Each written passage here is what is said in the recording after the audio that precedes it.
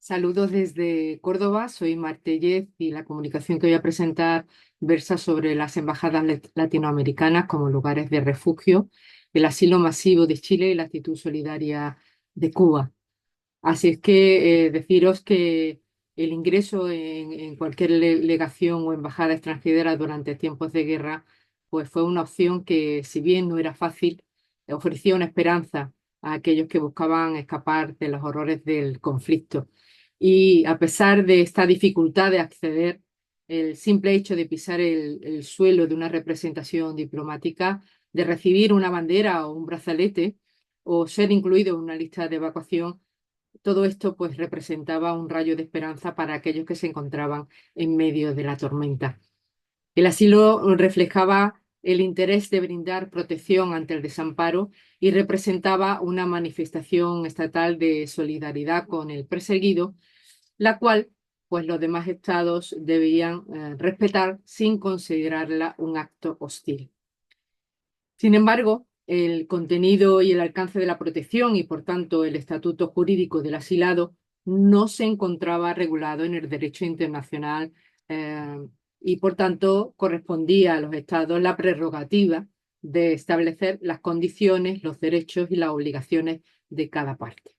Por tanto, las embajadas y legaciones, por su parte, se vieron en la disyuntiva de otorgar o no dicho asilo. En los años 30 del siglo XX, los principales líderes del derecho al asilo fueron los países hispanoamericanos y durante el conflicto civil de 1936 a 1939 se produjo un hito en la historia del derecho internacional y fue el asilo diplomático que de forma masiva se extendió a más de 11.000 personas. Este elevado número de asilados pues hizo necesario organizar más locales para poder albergarlos y estos locales podían estar vinculados o no a su representación de la embajada. Por tanto, la magnitud de números de asilados y la utilización de estos locales como anexos pues fueron dos hechos sin precedentes en la historia diplomática que apenas habían sido previstos en los acuerdos internacionales que entonces se hallaban vigentes. Y es que hasta después de la Guerra Fría, la protección de quienes huían de un país, su país de origen, al ser perseguidos, pues se hacía efectiva de forma individual. Se hacía efectiva a través del asilo, del refugio y una protección de carácter humanitaria. Pues bien, durante la Guerra Civil Española, el gobierno republicano aceptó un hecho consumado desde los primeros meses, y es la aplicación del derecho de asilo diplomático por las embajadas y legaciones representadas en Madrid. Si el hecho este fue excepcional gracias al ministro Augusto Barcia, más fue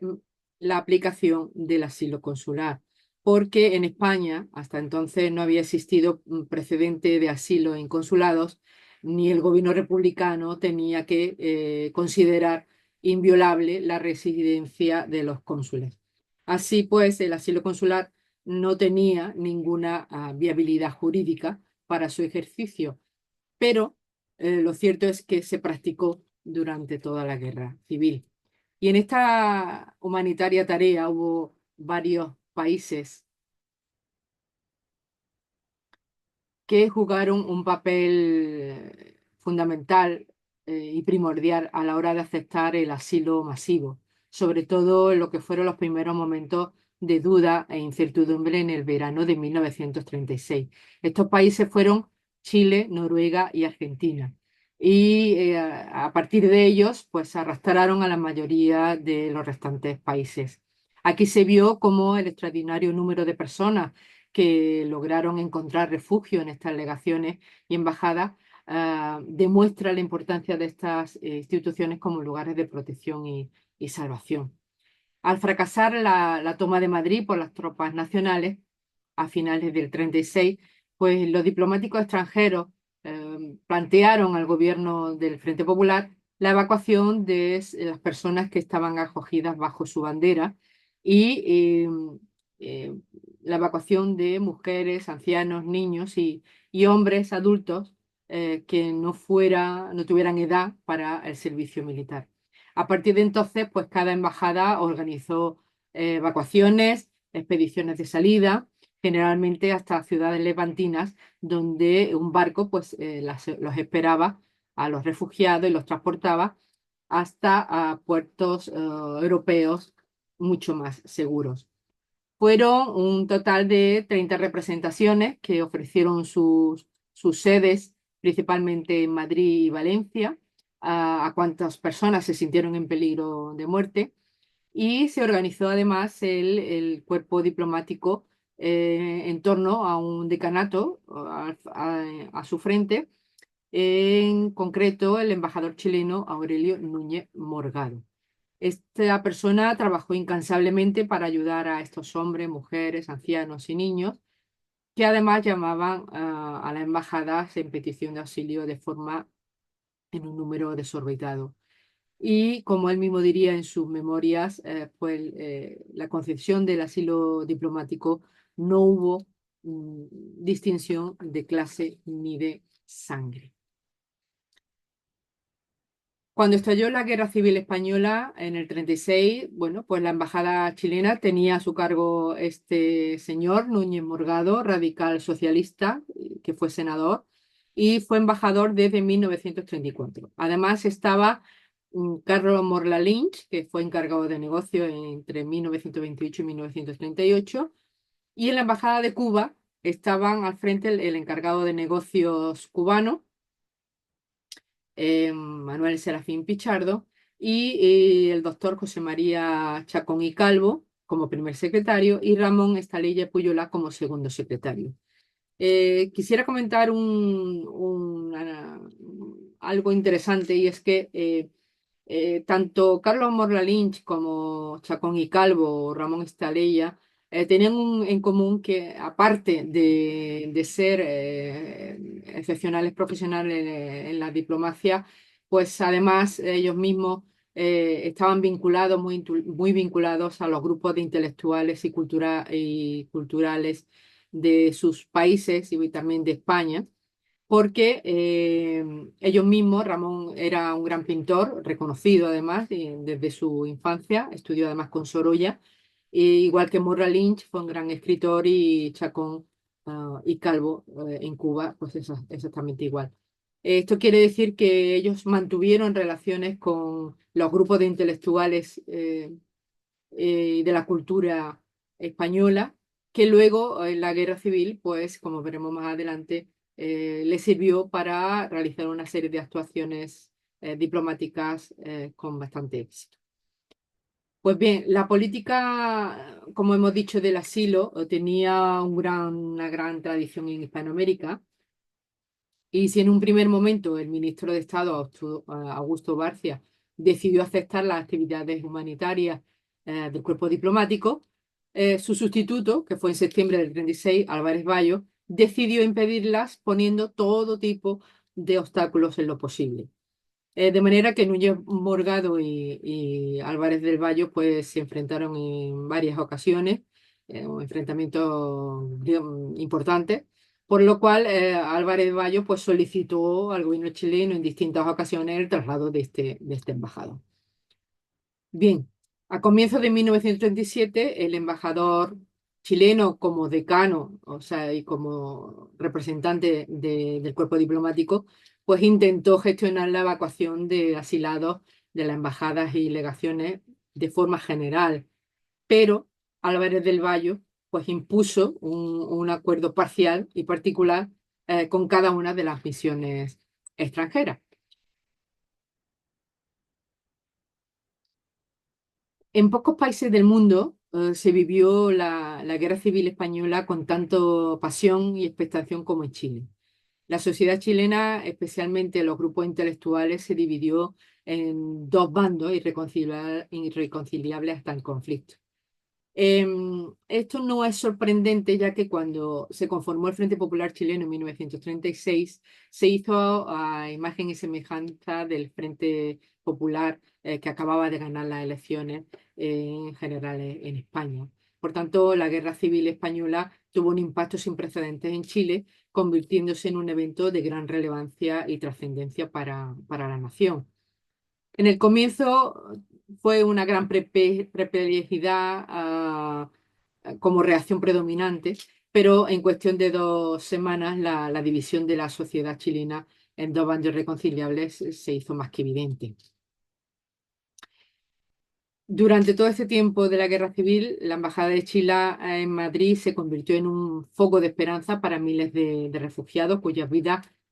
peligraban en la capital republicana. Pablo Neruda hace un recuento de 4.000 refugiados en la embajada y la embajada recibió pues, desde el principio las más apremiantes súplicas de asilo y bien pronto se vio invadida de un número siempre creciente de refugiados, de miles de personas repartidos entre lo que es el edificio principal de la embajada en la calle Prado, donde se hospedaban alrededor de 600 exiliados, y los edificios anexos a ella, como el consulado en la plaza de Salamanca y el refugiado chileno en Santa Engracia o el decanato en la Castellana. Como vemos, tanto el edificio principal como los anexos de las distintas embajadas van a estar siempre en el Madrid más céntrico. Cuando en 1938 la finalización del conflicto no se vislumbraba, Chile llevó el caso de los asilados españoles a la Sociedad de Naciones, con el argumento de que se había acogido a multitud de refugiados pertenecientes tanto a las fuerzas franquistas como a los republicanos.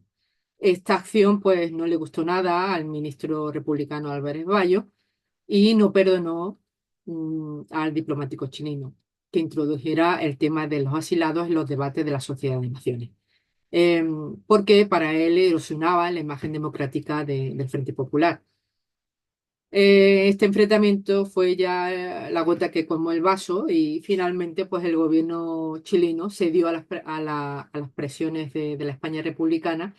y concedió permiso indefinido al embajador para evitar que fuera declarado persona non grata. Y como compensación, las autoridades republicanas, bueno, pues aceptaron la evacuación de un pequeño número de asilados bajo el pabellón chileno.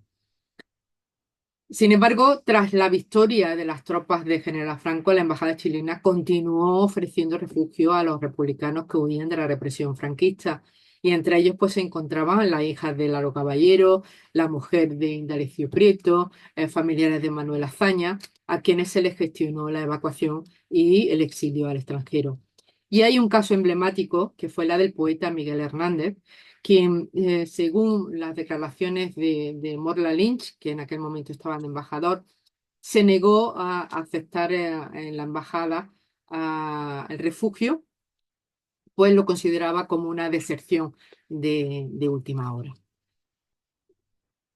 Pues bien, al acabar la guerra civil, pues hubo un grupo también de profesionales republicanos que se cogieron a la embajada chilena. En total eran unos 17 pertenecientes o colaboradores con la Alianza de Intelectuales Antifascistas y uno de los primeros objetivos que se impusieron fueron la organización de sus actividades y la creación de algún medio de comunicación que les ayudara a expresar sus experiencias y al mismo tiempo pues, les sirviera de su distracción. Ellos pertenecían a diferentes medios sociales, pero todos estaban animados de una misma idea eje, y era su amor a la libertad y su antifascismo arraigado muy en lo profundo, que fue el primer motor que les impulsó a reunirse día tras día. De este grupo, 9 de ellos se formaron como grupo, como colectivo, que al final el número se quedó en 8, ¿no? Pero este colectivo se llamaba República de las Letras y se conocía en el mundo del refugio como Noctambulandia, ya que se reunían todas las noches para elaborar la revista Luna y el diario El Cometa y cerraban la redacción pues de madrugada. Ante la pregunta que siempre le hacían de por qué trabajaban de noche, bueno, pues esta nocturnidad tenía para ello una razón de ser. y es que tal y como ellos reflejaron por escrito en el último número de la revista Luna, ellos decían que solo cuando llegaba la noche, cuando el sueño impedía a los jueces seguir firmando sentencias de muerte, comenzaba nuestra vida. Desde aquella terracita se lanzaron innumerables mensajes protegidos por la oscuridad de la noche, y al primer claro del día huíamos hacia nuestros cobijos con la última miel de la conversación, amable en los labios, y la esperanza en el corazón. Pues bien, durante todos estos días realizaron la edición del Cometa, que era un fuerte contenido político antifascista, este diario, con más de 300 números, y junto con La Luna, con esta revista semanal, pues fueron las dos primeras publicaciones antifranquistas en la clandestinidad que vieron la luz en el Madrid terminada la Guerra Civil. La publicación del Cometa se inició en octubre del 39 y se prolongó hasta junio de 1940, pero tuvo que ser destruido en su totalidad por ellos mismos ante la nueva amenaza de un asalto a la embajada chilena, una vez que Chile había roto relaciones diplomáticas con Franco. Les pidieron además que la destruyeran. Y solo nos queda pues las referencias que ellos mismos han hecho, como he dicho antes, en el último número, en el número 30 de la revista Luna. Luna también fue escrita por la noche, en medio del sigilo y en la más absoluta clandestinidad, porque aún no se había firmado el Convenio de Viena sobre relaciones diplomáticas que establecía la inviolabilidad de la embajada y, por tanto, los franquistas podían entrar en cualquier momento. Eh, Se podría pensar que la embajada era un espacio de protección y de seguridad, pero no lo era al 100%, todo lo contrario, era constantemente amenazada por allanamientos y asaltos. Y la revista Luna era una muestra de unión, de hermandad y de fuerza para resistir al fascismo. Fue escrita durante 18 meses, se dice pronto, desde noviembre del 39 hasta junio del 40, y fue una publicación artística sobre literatura y poesía, por eso digamos que no se destruyó, pero reflejaba sus decepciones, sus miedos, sus planes fuera de la embajada, su vivencia en el frente de guerra, ya que la mayoría provenía del mundo de las humanidades, pero cogieron las armas para defender la Segunda República. En la Embajada de Cuba, el número de asilados bajo su pabellón se cifraba en más de 500 asilados. Incluso se supone una cifra cerca de la primavera de 1937, cercana a unos 600 asilados. En su mayoría, y casi la totalidad, se trataba de residentes españoles que pasaron como ciudadanos cubanos porque fueron numerosos aquellos que habían nacido, o bien ellos, o bien sus padres, en la isla en la época que era colonia española, y por lo tanto se les fue previsto la documentación cubana como ciudadanos cubanos. La embajada, además, que igual que la de Chile, pues estaba en el Paseo de la Castellana y se abrieron otros pisos, otros anexos en la calle Hermosilla. La Cancillería y el pabellón cubano pues estaban en la calle Serrano, en un palacio que se denominaba La Huerta, que ya no existe, pero existen fotografías como las que están ahí en la presentación. También estaba y acogía el consulado de Haití y acogieron también ciudadanos en los domicilios de Manuel Pichardo, en el del canciller Estaleilla, en el consulado de Cuba y en el domicilio de Matilde Pichardo, que era hija del encargado de negocios. Manuel Pichardo, junto con su equipo al comenzar la guerra, pues se comprometieron con la protección de los refugiados y respetar el derecho de asilo. Y evidentemente desde los primeros momentos fue una dura y peligrosa tarea en salvar vidas, se dedicaron por completo y amparaban tanto a ciudadanos españoles como a ciudadanos cubanos. Aceptó a mujeres, ancianos y niños en la embajada y en sus anexos, pero también aceptaron a militares y a hombres en edad de ser llamados a filas, lo cual constituyó un serio peligro en plena guerra civil. Y además no dudaron en visitar a presos y en solicitar clemencia en su nombre, a las autoridades carcelarias, como así reconocieron posteriormente los propios refugiados. Pichardo abogaba por un arbitraje hispanoamericano y José María Chacón y Calvo pues, se centró en la asistencia humanitaria directa, es decir, en la protección de refugiados, ofreciendo el asilo en la embajada y trasladando personalmente a individuos amenazados, y en la reclamación de detenidos cubanos en las etapas iniciales de la guerra civil. Esto le confirió además un notable peso en el cuerpo diplomático acreditado en Madrid hasta a su partida a Cuba en noviembre del mismo año. Posteriormente, bueno, pues Ramón Estalella estuvo al frente de la embajada y ahí Cuba pues, se convirtió en un importante centro de acogida para los perdedores de la contienda. En los meses finales de la guerra y periodo de posguerra, Estalella continuó otorgando asilo y ayuda diplomática a pesar de las complicadas negociaciones en aquel momento en torno al reconocimiento del régimen de Franco por parte del gobierno cubano. Esta ley ya, conocido también como el Schindler cubano,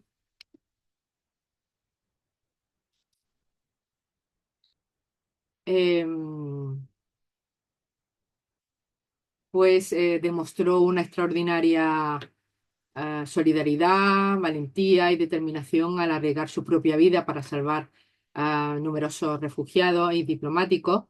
Estuvo inspirado por un profundo sentido de la justicia y de la humanidad. Además, las acciones de Ramón Estalella fueron reconocidas no solo por el pueblo español, sino también por la comunidad internacional. Eh, además, la acción diplomática de Estalella pues se basó en recoger en todo lo que se pudo, pues gran número de refugiados y además tuvo que ponerse al frente de la embajada en unos momentos muy difíciles para los asilados ante la escasez de subsistencia y el impasse de las negociaciones en las que las evacuaciones eran eternas, ¿no? Por tanto, Madrid, la situación de Madrid era bastante mala. Sin embargo, esta ley ya pues demostró eficacia, discreción y habilidad política y se ocupó de la llegada masiva de refugiados, de conseguir alimentos para todos, de mantener la convivencia. Tuvo que defender la alegación diplomática porque estaban acusados de colaboracionismo y espionaje con el enemigo y de posibles asaltos, de manera que incluso él mismo dormía en las estancias primeras de la alegación para que si había algún asalto, bueno, porque al primero que se encontrara fuera él. También fue ayudado por personalidades como Margarita Nelken, ¿eh? Que ya conocía anteriormente, por Manuel Irujo y por Julián Besteiro, que tuvo distintas reuniones de cara a todo lo que era el asilo diplomático. Se centró en la negociación de evacuación, de asilados, de canjes colectivos, de coordinación con otros diplomáticos y por citar un especial intercambio que fue con bastante éxito fue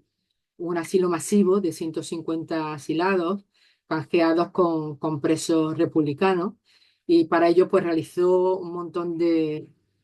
gestiones con el gobierno de Valencia y de Burgos, la embajada de Londres, de París y la Cruz Roja cubana y consiguió pues pasajes para todos, medios de transporte, víveres y por fin en noviembre del 38 porque todo esto, la negociación se alargó muchísimo en el tiempo,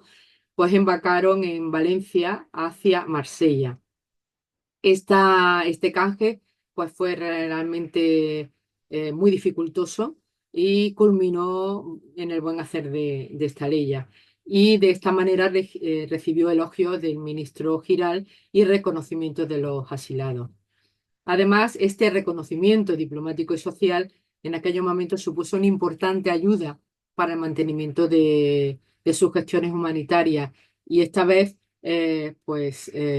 sería con los perdedores de la guerra, ¿no? Además, se ofreció para defender los bienes económicos de los españoles en el exilio mexicano y además evacuó personas hacia Portugal en su maletero de su propio de su propio coche. Yo creo que es importante reconocer el valor y la dedicación de estos diplomáticos, quienes, a pesar de los riesgos y las dificultades, se esforzaron por brindar refugio y protección a aquellos que lo necesitaban. Tras la guerra, varios fueron condecorados por sus respectivos gobiernos como premio a la dificultad, mm, que, la difícil labor realizada durante la guerra. Y en España, por su parte, pues el nuevo Estado, nuevo régimen franquista, pues por presión de los antiguos exiliados, a través de distintas campañas públicas, pues reconoció la labor humanitaria de los diplomáticos que más se habían distinguido en las defensas del derecho de asilo. Y estos fueron, entre 1940 y 1942, el chileno Aurelio Núñez Morgado, el argentino Edgardo Pérez Quesada y el cubano Ramón Estalella, que fueron condecorados con la Orden de Isabel la Católica. Ramón Estalella también recibió la Cruz del Águila Azteca por su labor de amparo de intereses y personas republicanas en la posguerra. Y en el año 2000, la memoria de Carlos Morla Lynch fue homenajeada por los mismos familiares de los republicanos que asiló en la embajada entre 1939 y 1940, y con la reedición facsímil de la revista Luna que habían realizado pues, estos refugiados en los meses de aislamiento. Yo creo que, en definitiva, la iniciativa diplomática representó un acto notable de solidaridad internacional en un contexto de extrema violencia y convulsión política, y la labor del cuerpo diplomático, por tanto, trascienda al, al mero ámbito protocolario, convirtiéndose en una acción humanitaria vital durante un periodo crítico de nuestra historia contemporánea. Así es que esto es todo, amigos, y muchas gracias y hasta la próxima.